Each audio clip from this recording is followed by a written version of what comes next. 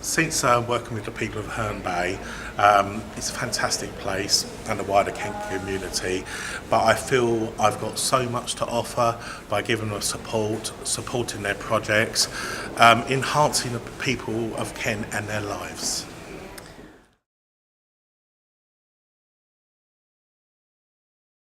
I would say 95, if not 99% of the work we do is it doesn't have any political motivation at all. It has nothing to do with it. I've helped hundreds of people, Brian and I both have, hundreds of people over the last 3+ years, and I would say 99% of them wouldn't even know their political persuasion. How do you feel about that? Absolutely, yeah. It very rarely comes into it at all. Most of them have got problems, issues that they want to take up with you, and you have to deal with them in a practical manner, which is what we enjoy most. And the political part of it really is a very minor part.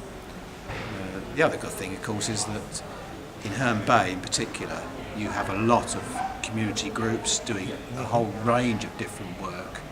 You wouldn't see that on the surface, and it's been a real pleasure to us to discover that these groups exist and to try and help them with their aims and objectives. With myself, when I first became a county member, I thought Herne Bay was just a little sleepy seaside town with people that retired. I thought that was basically it. It's really opened up my eyes as to how many different groups there are that are fantastic, but sadly some of these groups struggle because they haven't got the funding, they haven't got the support they need. So that's how Brian and I have got involved, and I feel through our involvement it has helped those groups grow and enhance people's lives. Yeah, there's all manner of projects. I mean, particularly good this year was our focus on mental health.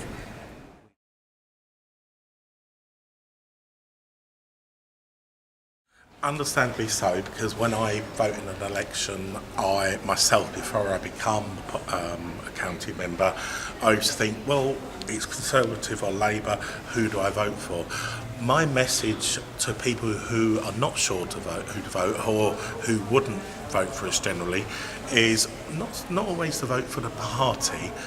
Look at what we have done, ask us about the work that we've done, ask us about what we want to do, and judge us on what we have done and what we intend to do rather than our political persuasion.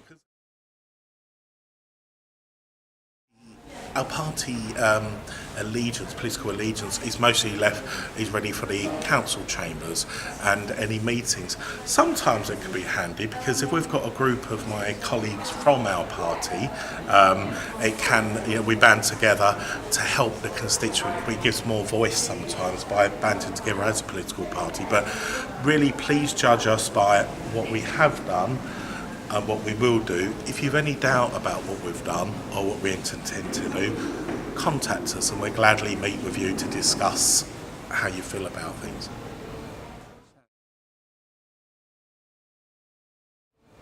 So most issues do have a fund. There's normally a problem that wants resolving. There's normally either a funding or a structural or a management issue. Very rarely does politics affect the outcome of that issue.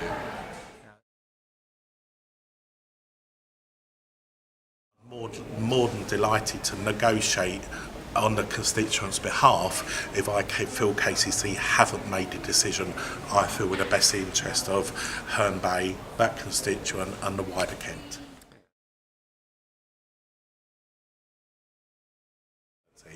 But we've had situations where children have had health issues and they have been struggling to get transport from Herne Bay to the Ramsgate school. They've had very serious trouble there. That was a very serious uphill battle. The parents were obviously very destroyed by it. We obviously got involved with it. Although we had to remain a professional distance, very difficult not to. But what we did, we went along to KCC with the parents. We laid it on the line, for want of a better word, exactly how it's affecting the parents, how it's affecting a child's development, how this would exasperate their illness. And by having a discussion with KCC, a non-confrontational discussion, we did achieve the results we wanted to, and that child got in the school they wanted, they got the funding they wanted for the transport.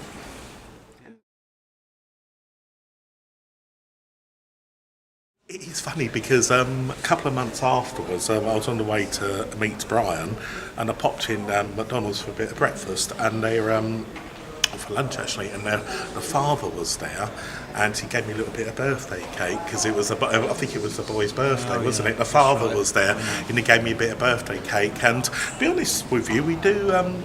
Obviously, we do occasionally keep in touch time to time because it's nice to know how he's getting on and the family getting on. One of the earliest things we did, we tried to get school transport, home to school transport for children who are attending grammar schools but were living in the Beltinge part of Herne Bay and who faced quite a lengthy and relatively expensive journey. And then we started to find out how the system worked, and it did have its faults, and ultimately we weren't able to do that. But we've made an awful lot of inquiries. We tried to persuade KCC to find an operator to run a bus service from this part of Herne Bay down into Thanet. Ultimately, it didn't come off. But I think what we did, we showed the parents that we took their issue seriously, we thought they had a case, and we represented it as far as we were able to. The job itself is hectic. It's often very frustrating, but job satisfaction-wise, it's very good.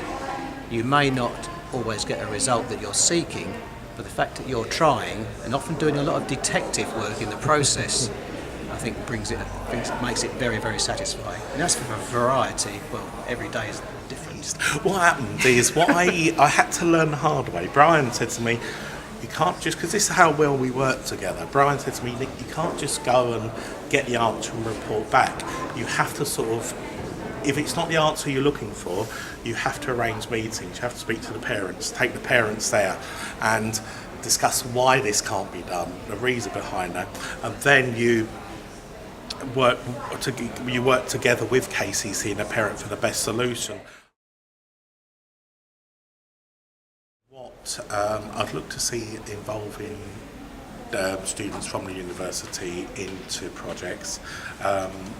Obviously, they do many various courses here, and I would see if they was interested in holding an event or working with one of our community organisations, because a lot of our community organisations are specialist groups, and likewise a lot of their courses here are specialised. And if I can match the both together, yes, and then that will involve, and then we can fund events which students from this university and can actually work with those organisations. Christchurch University here, which is a brand new facility, I really cannot improve on what my colleague has said, that you want the students to be involved with community activities and for outside organisations to be able to harness the skills of the students. A good example is Headway, which is the only charity that looks after the people who have suffered brain injury. They often take students from Christchurch University and elsewhere in Canterbury on short-term placements, where they get to deal with the people who are trying to recover from the effects of brain injury. They get work experience, they get a sympathy for the client, and that's an example of the kind of link or liaison that will build trust and ultimately a better future for the charity that's trying to do all this good work.